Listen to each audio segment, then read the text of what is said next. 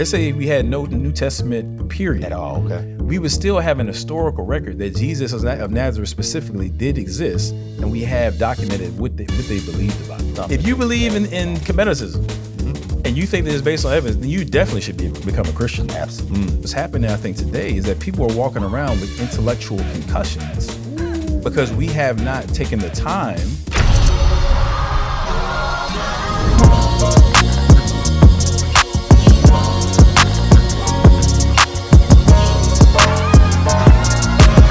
Big shout out to our sponsors, man. Chick-fil-A, Broad Creek Crossing in Norfolk, Virginia, right off Military Highway. Go check my folk out. You already know what the chicken is. Welcome to the Legin podcast. I am glad you are here. Thank you for joining me and the squad. Man, here we go. We got a special guest with us. We're going to introduce him in a minute because he gets a special introduction. But to my right, your left, our exuberant co-host. Yes, sir. JB Harrison, entrepreneur extraordinaire, family man. Killing the game out here. And to my left, and your right, directly across from me, we have the illustrious. We We looked that up actually in one episode. did. I forgot what it said, but I think it matched up pretty. It was good. whatever it was not a bad thing. It matched with the outfit. It did match with Yeah, you know, got the picnic patterns. I like it. I don't know how the camera's gonna pick it up. Let's see. Well, I mean, you don't know that normally. That's true. Oh, man. They coming for my color blindness. It's crazy. man. Already. Cancel him, please. Bye. Off the rails. I'm sorry. I ain't even say his name. Trevor Lucas, That's ladies me. and gentlemen. Trevor, Anomaly Art Studios, professional graffiti artist, painting sir. your town up, Yes, and sir. getting paid well to do it. Praise the Lord. And he Always does nice. it legally. Legally. Absolutely. Legally. People call me to do They it. get you called to do it. Police don't even show up. Yeah, not anymore. They used to. That's when he Yeah. got his skills and his teeth got cut. Then he got paid to do it And, later. Yeah. and his speed. You got to go through to get through. And his speed. But today we got the big homie here, man. Big shout outs to my brother. I'm gonna introduce him wrong the first way. We used to, back in the day when we got started rapping in the area, my brother was out here killing them with the bars. Scott Lane, Scott Lane. Black Bruce Wayne. Hey. You know what I mean? That's what it is. This man a phone booth. Back to this. So that was the rap name. The real name, Adam Coleman. Yeah. Today, an extraordinary apologist, defender of the faith, and a representative of Jesus Christ, man. Congratulations to you, my brother, for all the work. Hey, and thank man. you for being here. Don't knock the Appreciate you, microphone. my guy. Oh, yeah, no doubt. Yes, sir. I was hoping I would get an adjective. You had like the ambidextrous, the dexterous. And I got this. I only got two. We got another episode. I was making sure. I only got two because I've been using the same ones like the whole season. Like I ran out of words. It's not- I don't this read isn't- like you. I don't read as much. I don't have as many. Oh, I was making it as This wasn't as creative as you think. Yeah, it was. Yeah. If you watch more than 3 episodes, you get bored with the intros. I don't got. And He's illustrious. we'll figure something out before the end of the show. There you go. Yeah, we'll do the second one. Because you're going to say something. Say something crazy. Yep. And it's going to, we're going to get something. Yes. That's your job. Right? Yeah, that's what happened. For sure. Yeah, he doing the intro next episode. All right. So, man, look, we here to talk about this term, apologetics. Yeah. Before we even get there, though, the reason why it's important, I think, is something we need to pad it with. Mm-hmm. For sure. The reason why it's important is, why would you say that's important? Well, I guess define what it is first. What is apologetics, and why do we actually need it, especially today? Yeah. For sure. Yeah, so apologetics, man, it's just a fancy way of saying a defense or giving a defense for anything, really. You know, when it comes to Christian apologetics, we're giving a defense for faith, the defense for Christianity. And so we draw that from 1 Peter chapter 3:15, where it says we're implored, to always be ready to give a defense, and apologia is the word in the Greek, for the faith that lies in you. And so it's not just, passing along to people, oh yeah, my grandmama said that the Bible is true, or, I believe it just because it feels good. Like, no, actually have a defense ready. When somebody comes to press you as to why you believe, you got to have something to say. That's right. So that's that word apologia in the Greek, which we render in our Bible's defense. And so I think one of the misconceptions, I'll say, about apologetics is that it's some sort of like nerdy extracurricular activity for weird Christians or something like that. For intellectuals. For intellectuals, you know what I mean? Or people who have nothing else to do but read. But that's not true. The fact of the matter is we all should be engaging in apologetics one way. At some level, yeah. At some level, right? Because when you think about it, just to keep it simple, what are the 2 great commandments that Jesus gave us, right? Love the Lord with all of your heart, mind, soul, and strength. We're good at the soul part. Maybe the strength part in terms of our works and things like that. loving God with all your heart. We think about, loving Him with our passion, but we just neglect that mind part. You know what I'm saying? We neglect the intellect. You can love God intellectually, right? And so I think that it's just a part of obeying, those 2 great commandments. And then the other side, and we can get into this as well, but, Christianity is not a spectator sport. It's not something that you can sit on the sidelines and just kind of be a casual Leave it to the while pastor. everybody else. Yeah, exactly. While the pastor's doing all the work. We all should be a witness. Yep. We are all witnesses. The question is, are you a skillful one or not? Right? Yeah. And so there was just an expectation, I think, in the early church for people to actually know why they believe what they believe and be able to articulate that to others. And I think we really need to reclaim that. That makes sense. Well, the cool part is too, like you said, is somebody comes to press you, right? Right. Is if nobody ever comes to press you, still knowing why you believe what you believe is massively important. Yeah. Absolutely. Like, is this grandma's wishful thinking faith that you just kind of inherited? Right. Or do you honestly have reason for what you believe? Exactly. And I think it's mad important. Just on, and like you said, just from a discipleship level, just from I believe this, I call myself a Christian, Christ's own little Christ. Right. Why? You know what I'm saying? Not to mention, a lot of people's faith and belief gets shaken. Right. Because they get another idea that comes that may make more sense because you didn't make sense of what you already say believed. Right. So there's that. That's a part of my story. Absolutely. Okay. And then I know a lot of, we all know a lot of cats that, especially when it comes to college and school and education.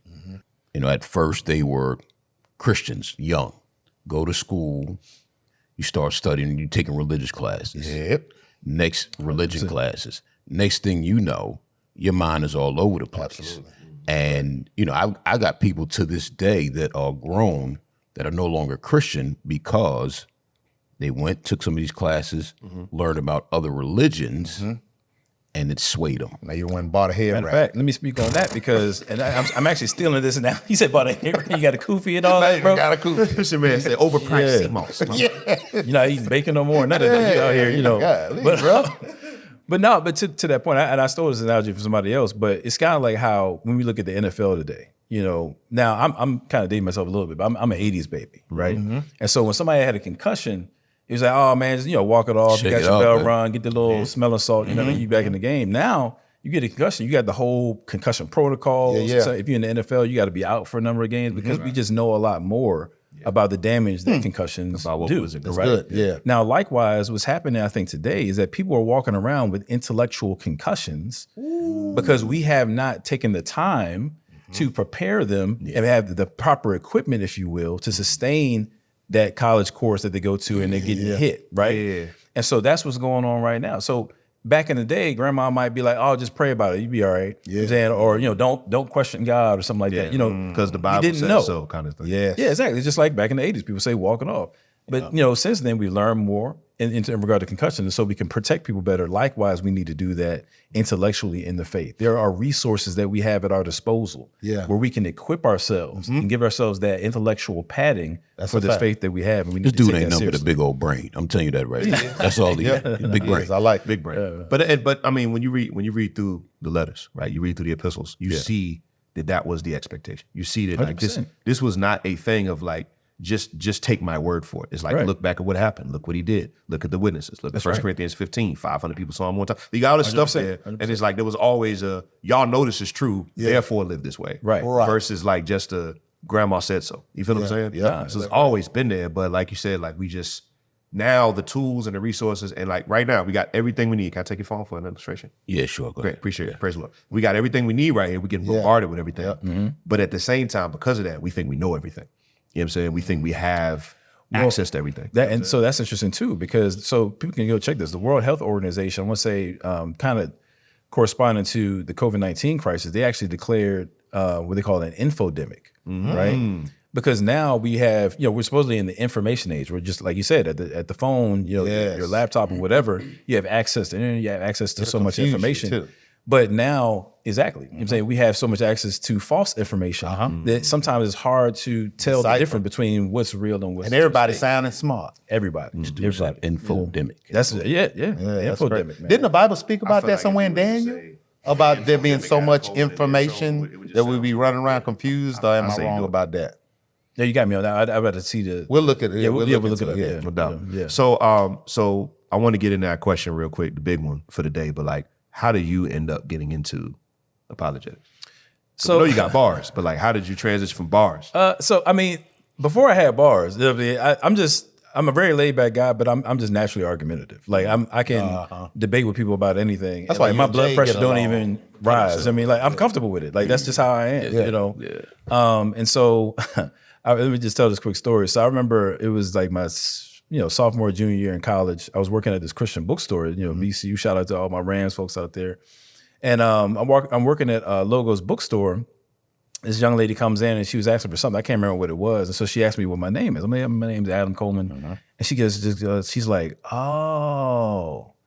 And I thought that was like a weird response. Right. It was like, that's weird. It's like, yo, what's all that, And she's like, you're the guy I heard about. I was like, what? She's like, yeah, you're the one who's always arguing with his professors, right? So I was like, dang, I didn't realize that was my reputation, Don't let that's this dude take your class. How I am, especially when it comes to, Christianity. I've just kind of always been like that. You know what I mean? And so my dad actually, when he was sending me off to college, like he was thinking the same thing as what you were just saying. Like you got to be encountering these different belief systems. You need to equip yourself. So I remember he gave me a book on evolution and biology and things like that. I never actually read the whole thing, but it was just, it was just, that was the sense that I came into college with.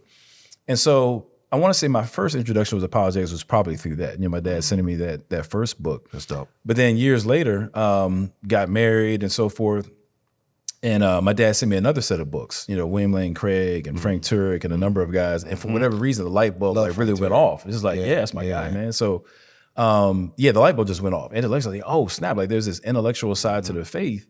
And I realized like, man, actually I haven't been loving God with my mind. Yeah. And so I was just studying every day, man, just for hours a day, just consuming this stuff. Long story short, about 5 minutes later, my wife and I, it was like our first, second year of marriage. Unfortunately, we ended up having a miscarriage, in our first pregnancy. Yeah, man. And it was devastating because it was like, man, like, we kind of checking all the boxes, like, dang, I thought we did everything right. We out here living right, at least, as far as we could tell and so forth. It's like, what happened? And so it was really grappling with what philosophers call the problem of evil and suffering. Yeah. But because I had been bolstering my faith for those several months, like really studying evidence for the existence of God and Christianity, so on and so forth, my faith had been built up to the point where it provided an intellectual safety net that allowed me to navigate that situation. So that's why I'm really so passionate about apologetics now, man. It's not just arguing with people in mic drop moments. Yeah. If it wasn't for God using apologetics in my life, I really don't know where I would be. 100%. It preserved me in the faith. So and it's we don't normally do names and say stuff, but just it's so public, like situation, right? Yeah. Like I was praying for him, excited for him and all that, but I also know when you see a celebrity make a very public transformation, it's hard. A lot of time it's hard. You're doing everything in front of billions of people. We don't understand that pressure. So I was like, God, please be with this man, right? And also sometimes it feels like other celebrity Christians take advantage of that name and da-da-da-da. Right. I'm just not ain't calling names, but I saw some stuff that frustrated me. I'll say this too. I mean, I know not to make it about his situation, but I do think it's in some ways analogous to the Apostle Paul. Because the Apostle Paul was a well-known Jew in his time. Like he was out here persecuting Christians. He had studied under a very famous Jewish teacher, Gamaliel. And so, he would have been that guy who had a lot at risk publicly for converting to Christianity. Yeah, lost everything. Lost everything. Doubting everything about what he talked about. Yeah, of course. And so, exactly. Yeah, they didn't even want to let him in the assembly. Nah, They're like, oh man, is this going? Is he trying to get us lined up or whatever? Right. So what the guy said, you got to go sit under Barnabas for a little bit. You got to go sit, and get discipled before you really get out here, with this message. Unlearn and relearn. Yeah. Unlearn and relearn. And I think that's probably where Kanye may have made. But to your point, and that's my thing, because like I always wonder who is in this person's life, no matter who the celebrity is, who's in their life that has nothing to gain from them, doesn't want anything from them, and just is like, hey man, come quietly, don't post about it, just quietly, let me just be here for you, and maybe sit down for a few months, let me help you out. I'll always pray that like God put somebody in their life that's not going to put them on a platform, but going to help sit them down. And then to your point, when he got hit with all the stuff he got hit with, which could mess up anybody.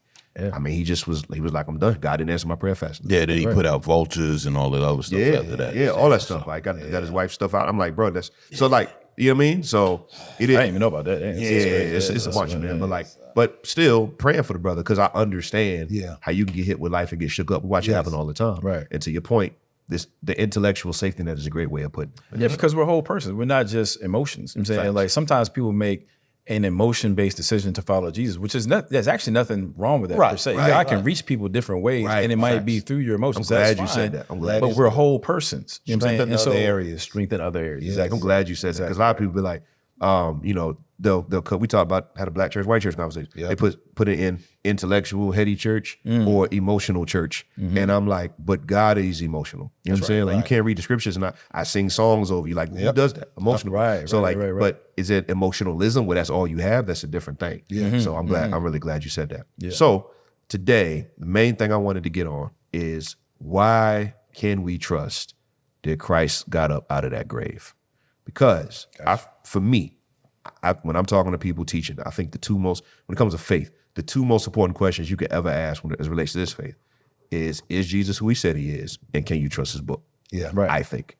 So with That's that, when it comes to the unchurched. facts. Yeah, for sure. Or even if you're there. Even if you're in there, because again, if something comes and gets shook up, That's you don't true. think Jesus got about that grave. That's a fact. You can throw it out the window. Yep. You know what I'm saying? Even if you know that, it's still hard when you're going through life. That's true. So we know we're not judging anybody, but like why can we trust he got about that grave? For sure, man. So, and you're right, this is important because actually even the Apostle Paul, to mention him again, he says that if Jesus didn't rise from the grave, we are of all people We're supposed most to miserable. Yeah, Like he so, if pitied the Jesus most. didn't rise, then We wasting our time. Yep. fam. Right, Absolutely. he wrote over half of the New Testament. Go right? do what you want. So Do we what need you to gotta know do. for a fact he did that. We need to know. Yep. We need to know. And so and again, much of the time I'm dealing with people who are, like you said, unchurched or unbelievers or what have you. And so as I'm making a case for the resurrection, typically I'm not relying on like faith. You know what I'm saying? It's like, I believe it just because, the Bible told me so or something of that nature. Like even though I might cite the Bible, I'm citing it as I would any other source. historical source. Yes. You know what I'm saying? And this is the same way that historians do it. Like secular historians, it's not just a Christian thing. I mean, if a secular historian is going to be looking into these kind of matters, first of all, what kind of claim we're making? We're making a historical claim.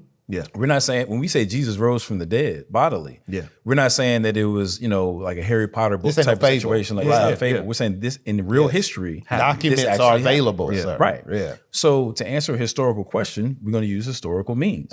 So we got to talk about sources. We got to talk about witnesses, right? So now when you think about a witness, we're like, where will we be in terms of general history? Where will we be without witnesses, right? Witnesses are central to history, right? If somebody didn't see it or in some way experience something and then report it to others, we just wouldn't know anything about the past. So witnesses are important. Now, what makes a good witness? You want somebody who's credible, somebody that you have reason to believe. And you also want to have witnesses who are in position to know what it is that they claim to know, right? Those are two very important things.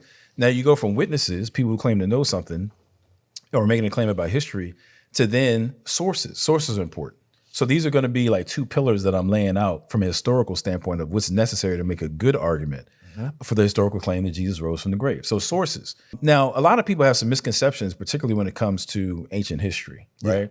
When it comes to, if we want to look on, let's just say look at today. Like you can look at all kind of stuff on X. I want to say Twitter, but I know it's like X now or YouTube. There's so many different resources that you have at your disposal to find out what's going on right now. And so 1,000 years from now, somebody can just pull up the internet and just get a really good picture of what's happening, right? Well, we don't have that for the ancient world. There is no internet, right? Yeah. So what we do have is like artifacts and fragments and things. Like we know relatively little about the ancient world because it's just not preserved, and they didn't have the means to preserve history as we do today. So when we think about sources, particularly written sources, they're not looking for something in the same way we could look yesterday at X and find out what's going on and say, okay, that's a valid source. Historians of ancient history, they have a broader range. They have a broader window of when an event occurs to when it was reported that they're looking at. Okay, so it's nothing for an ancient historian to say, okay, well this, whether it be Homer's Iliad, it was written in X, BC, but we don't have a fragment until 1,000 years later, or something about Alexander the Great. Like they don't even flinch at that kind of stuff. That being said, when we're talking about the New Testament, we're talking about witnesses who provided sources for what happened with Jesus.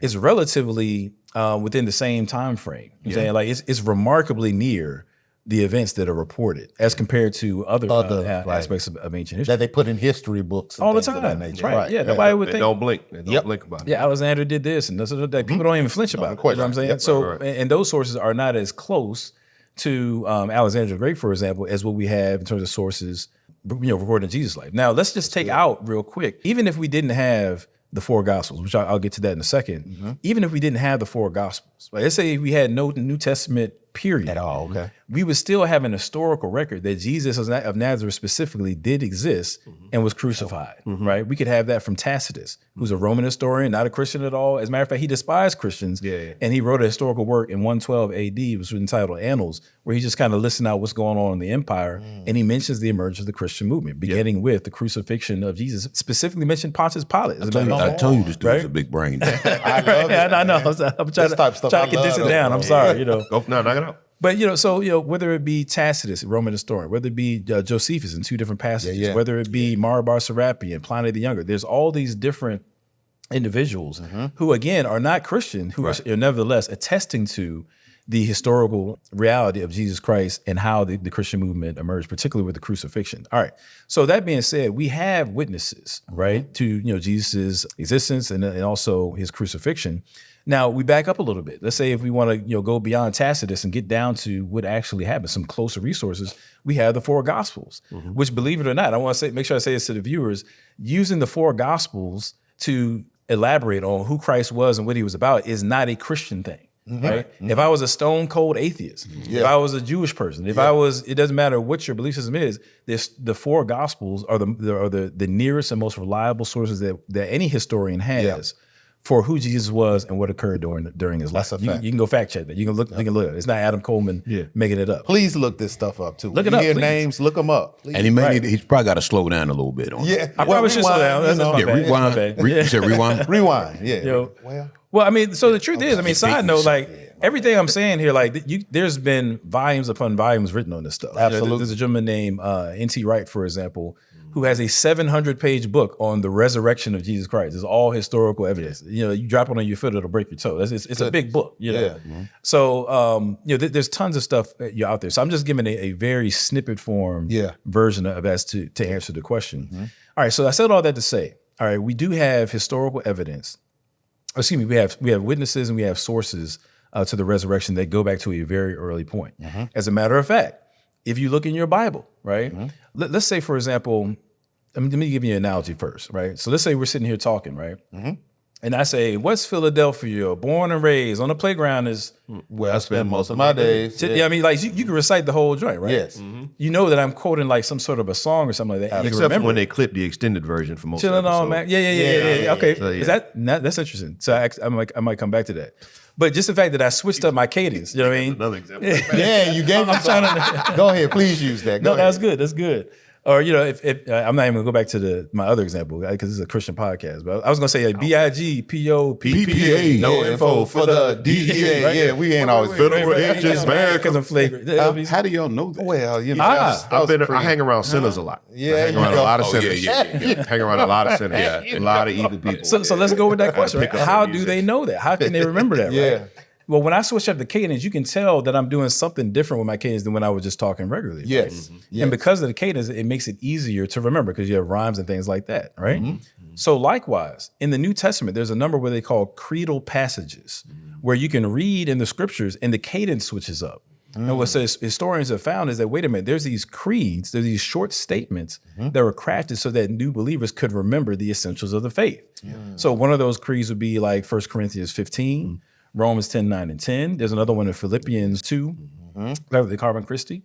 And so there's these creedal passages that are, for younger believers, that go back to, actually, even secular historians would say that these go back to within 5 years of the crucifixion. Come on. Some historians, again, some of them even secular, would say that it goes within maybe 3 to 6 months of the crucifixion. And so now when we're talking about eyewitness testimony, we're talking about witnesses, we're not talking about like later inventions or stuff that they made up like, hundreds of years later.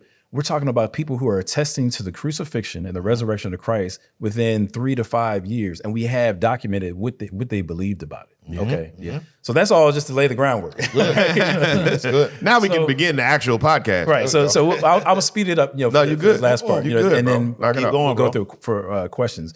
So again, let me start with something that's not controversial. It's not controversial that Jesus was crucified. Right. That's not controversial. Okay. As a matter of fact, there's a guy named John Dominic Crossan, not a Christian. He's just a historian who looks into these sorts of things, and he says that the crucifixion of Jesus is as certain of a historical fact as there could ever be from the ancient world. And that's John Dominic Crossan, right? And so it's just not controversial. The only people who really dispute that, not trying to be funny, would be like Muslims, for example. Yeah. You know, where they attest to or they would give voice to the swoon theory that Jesus didn't actually die. Nobody believes that, like outside of the Muslim community, for real. And we can get back to why that is. So the crucifixion of Jesus is not controversial. Somewhat more controversial would be the empty tomb, obviously. The fact that the tomb was found empty, right? Now, that being said, again, I'm not relying on Christian scholars. I'm not relying on what Mama said. You know, if we just take the cold, hard facts, there are a number of even secular historians, you know, some would say, like Gary Habermas would say, between 2/3 and 75% of secular historians would affirm that the tomb was found empty. And there's a number of reasons we can say for that. I can go through several, but I'll just give, two to start out with. If you look at what the Gospels record, who finds the empty tomb first?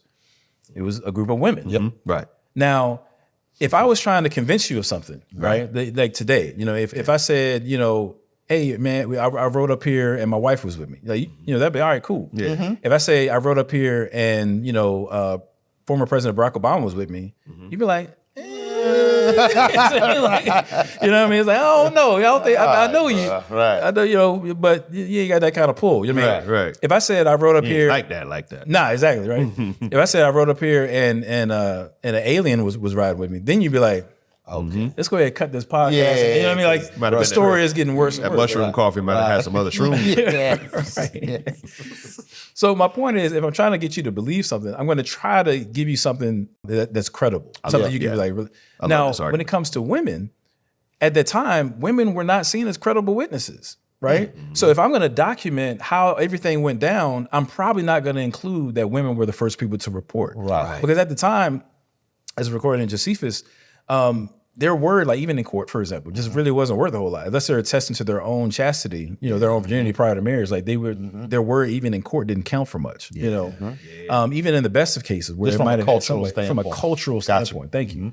From a cultural standpoint, it didn't mean a whole lot. Gotcha. Right. So if I'm trying to convince you that Jesus rose from the dead, I'm not going to lead with, a bunch of women discovered the tomb and told us what happened. Right. You see what I'm saying? So that's number one. So this is what you call an embarrassing fact, right? So when somebody tells something about themselves that's kind of embarrassing, then from a historian standpoint, that increases the likelihood that they're telling what they believe to be the truth. Gotcha. Right? Because they're not going to tell embarrassing. Right. Why would I just throw that in there? Why would I throw that in there? there? A lie. Exactly. So, likewise, when it comes to the burial account, right? So you have Jesus crucified, and then, this gentleman who's referred to as Joseph of Arimathea, puts him in an empty tomb that belonged to him, so on and so forth. Even that right there, the fact that you have a burial account, if I'm trying to make something up, I'm not going to make up a character, give him a name, and tell you where he lives at. Right. Because you can also check on him. Right. Exactly. You can go check on him. Right. Absolutely. And I'm telling you where the tomb is at. Right. Right. Right. So here's the thing.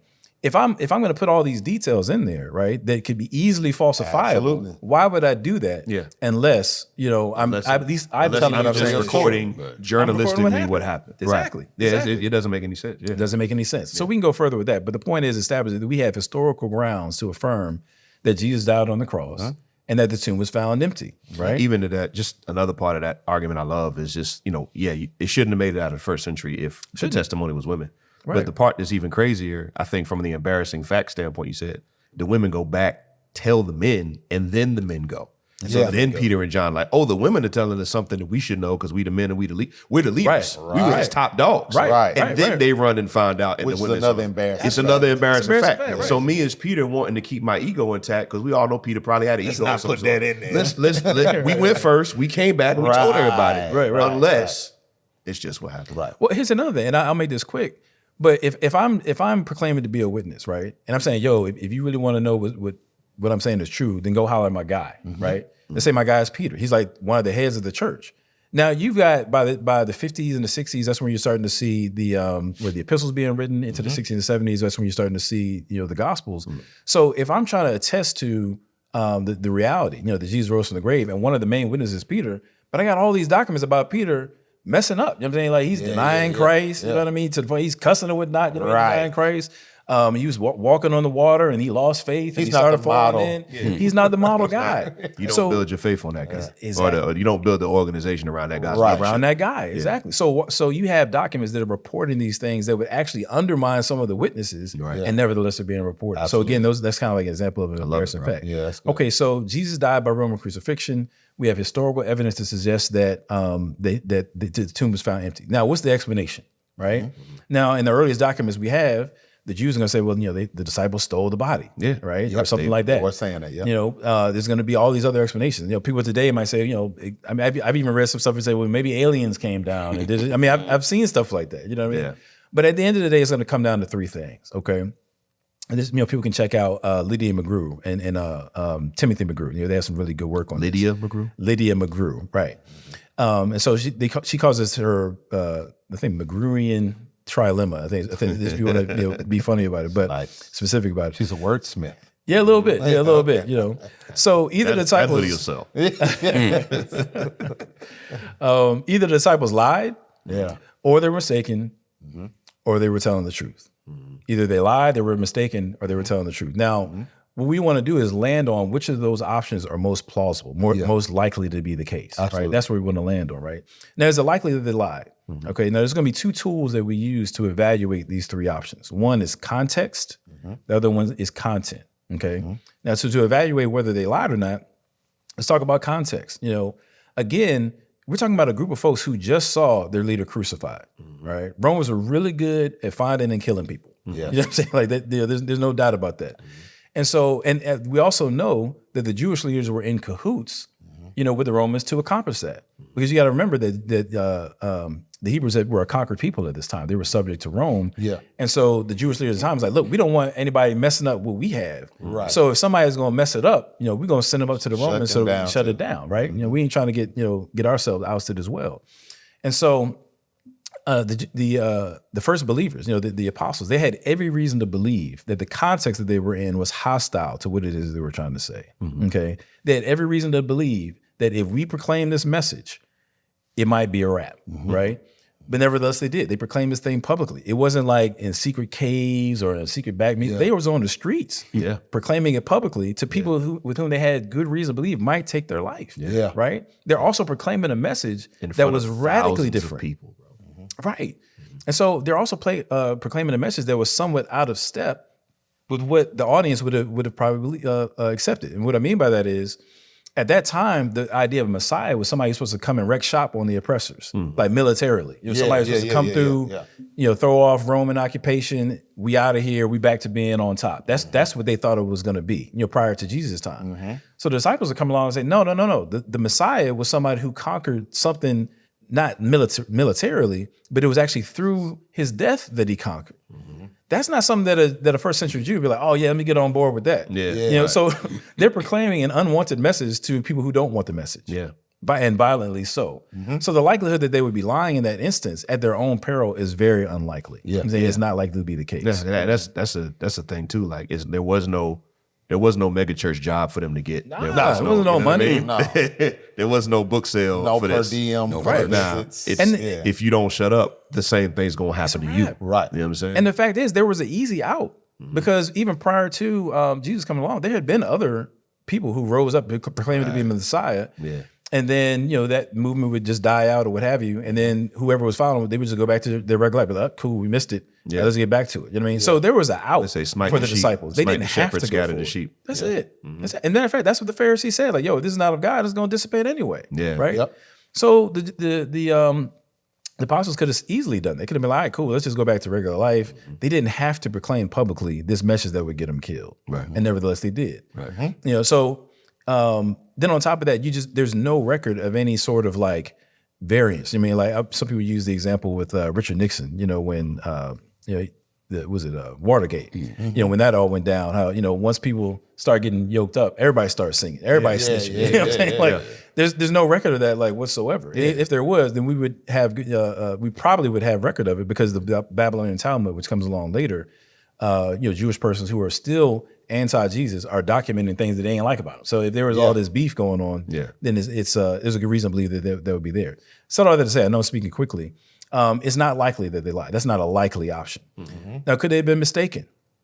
Now, I promise you right now, if one of y'all died, like, God forbid, one of y'all got shot or something like that, and then I see you 3 days later, I promise you I'm gonna remember that. Yeah. Yes, sir. Like we gonna have, my memory will be very vivid. I mean, but just to kind of make it more relatable, you have what's called an impact memory. So like 9/11, for example, for people who are old enough to have been alive when that happened. Like I can tell you where I was, what I was doing, what we was talking about when, that day. I can tell you all about it because it's what you call an impact memory. Yep. So likewise, when it comes to this event that changed the disciples' lives, is it likely that they were just being mistaken about it? No, they probably have a real good possession of what occurred. I mean, but aside from that, probably the most, if we're going to deal with objections to an extent, the main objection maybe to what I'm saying at this point would be something like maybe they hallucinated. Some people want to go with that. Yeah, I'm glad Multiple though, Well, I mean that was interesting, right?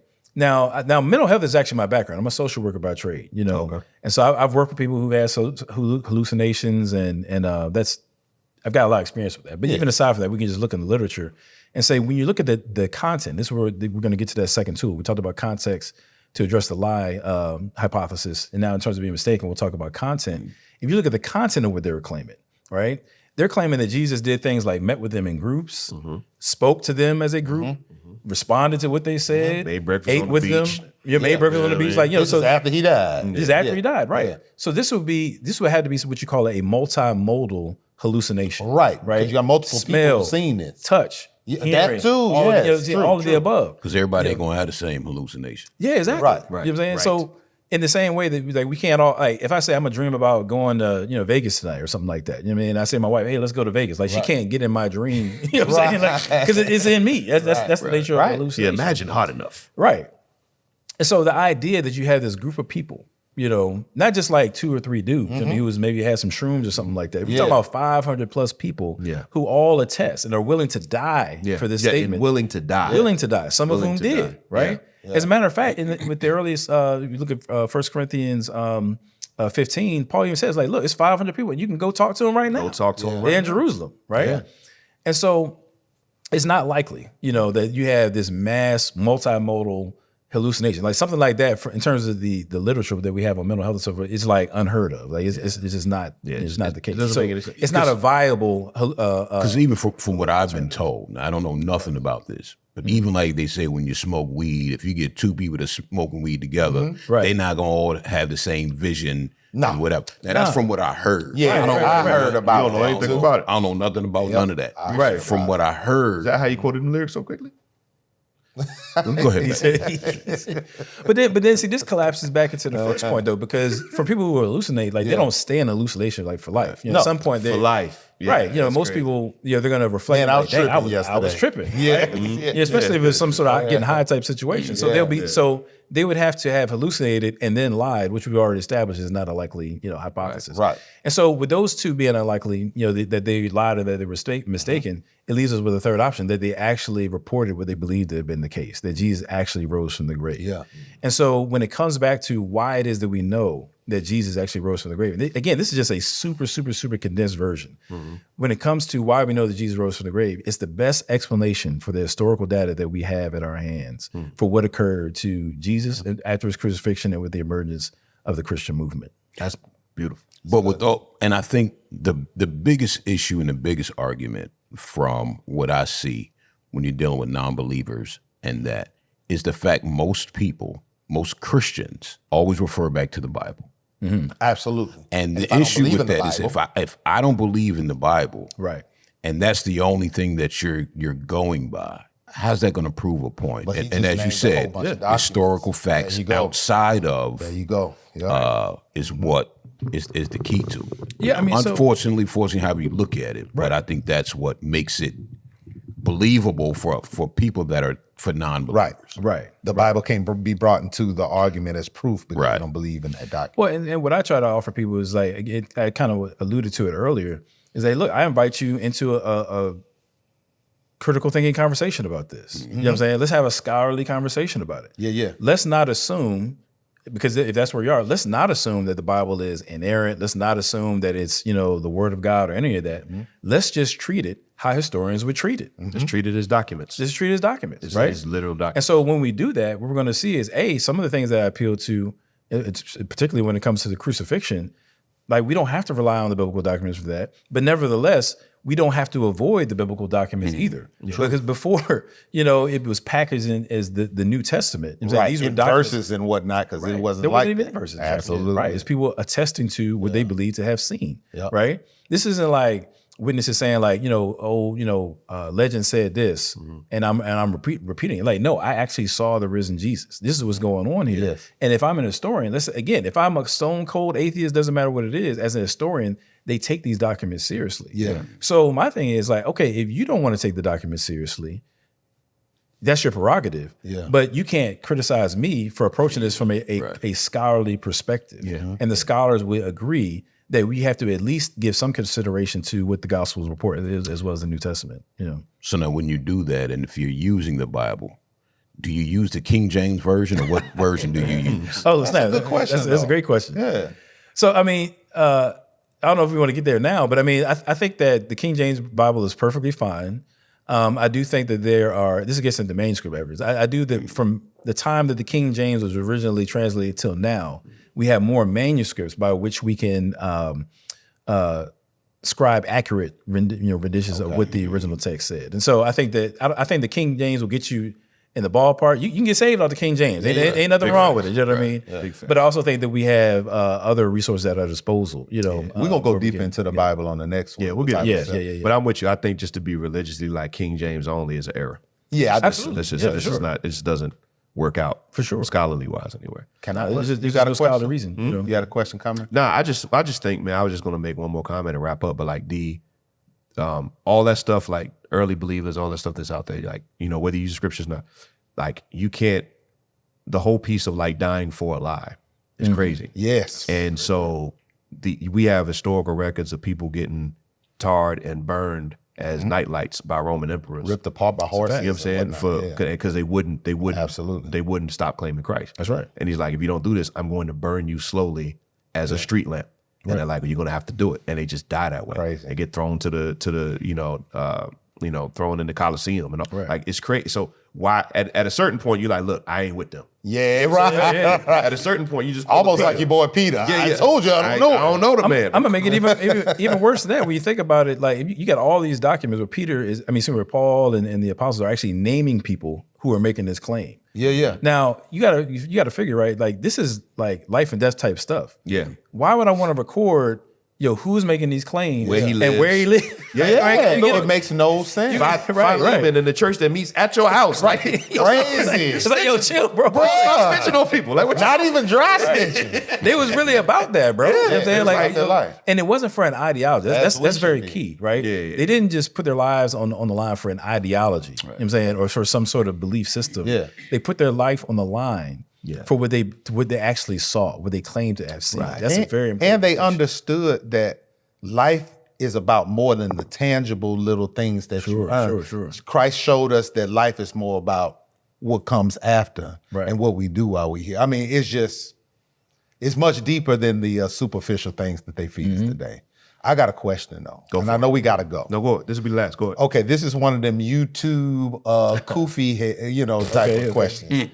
So one of the Zemos, my brother. and these are one of the usual ones. like I'm sure you heard this. So there's Jesus, there's the Holy Spirit, and there's God, right? The Trinity that we see. But they was like, well, Egypt came and there was Horus and there was Isis and they had their Trinity. So they'll say that this was first. So Christianity was a copy of this. What do you say to that? Like they'll say that it was a copy of the Egyptian belief. Right. Man, I'm gonna have to keep this answer short because It's a lot. No, there's a lot of different directions. A whole other episode. My bad. Yeah, it could be a whole nother episode. I'm at the payable. Stop asking questions. My bad. I want to do this because I know some of my folks. I got to pay for $20. You get. Well, first of all, here's one thing to think about. And I try not to be derisive, like when I answer No, I know. questions like Yep. that. You know what I mean? But let me say this. So one thing I say all the time is that most people are poor historians and even worse philosophers. You know what I mean? Like they haven't actually thought through their own objections. You know what I'm saying? And so what they'll do is they say, okay, well, you got 3 over here and 3 over here. Oh, look, there's a match. Right. But I mean, you could have, let's say if I have a piece of furniture that has 4 legs, you know, it could either be a table or it could be a chair. Like it's just the 4-ness doesn't make one the same as the other. You see what I'm saying? That's just bad thinking. Right? Yeah. So aside from that though, and I'm gonna use a technical term, but this is a Latin phrase, post hoc ergo propter hoc. All right. That was very Yeah. It sounds like he just did a spell on it. Post hoc ergo propter. The chair started floating over there. Go ahead. It's like roughly it just means it's Latin for before that, therefore it's because of that. You know, just because something came before something else doesn't mean that the thing that came before gave rise to the thing that came after. That's just it's what you call a logical fallacy, right? So on 2 levels, that's just fallacious. A, the 3-ness doesn't necessarily relate one to the other. Number 2, just chronology. It's a chronological fallacy to put it that way. They mentioned that Osiris was resurrected, but go ahead. Well, yeah, we can get there too. But I mean, the thing of it is, and to be honest, and I hate to even say it this way, but a lot of them, you got to do your own history because actually, when you're talking about depending on who you're going to ask, like the 3-ness doesn't even match up because some would say that everything is one anyway. You know what I mean? And so that gets to a whole nother theological discussion. But I will say this, Osiris, like it's not true, that he resurrected bodily. So Christians are making the claim that Jesus resurrected bodily from the grave. And if you just look at the Osiris story for yourself, it says that he was cut into 14 pieces and he went on to live in the afterworld, in the underworld. Like he doesn't resurrect bodily. So that's just not even true. And so usually what I'll do is, just to kind of get back to your question, usually what I'll do is just try to dispel some of those logical errors. And then I just point out where there are real differences. You know what I'm saying? And we just go to the sources and see that. Very good. Yeah. And there ain't no really historical documents of anybody that's saying that they saw Osiris chunks anywhere in the city. No, and see that gets into another point. I mean, so we can keep going because I would challenge. When it comes to anybody, usually they refer themselves as comedics. You know what I'm saying? Yeah, absolutely. Yeah. So when it comes to comedic claims in terms of their mythology, I would challenge them to show historical evidence that comes anywhere close to what I've just laid out for the resurrection. If you believe in comedicism. And you think that it's based on evidence, then you definitely should become a Christian. Absolutely. That's beautiful. That's good. So yeah. Okay. That's good, man. We're gonna keep question. Yes, sir. We're gonna keep the party rolling, man. Yeah. Appreciate you, big dog. Appreciate you. Hey, if you just hearing this episode, you gotta come back for the next one. Please do. We got more stuff. Yeah. Hey man, thank you so much for watching this episode. Do me a favor. Please like, comment, share, and subscribe. Go to the show notes, do all the things, and let us know what you're feeling, because we'd love to hear from you. Appreciate you.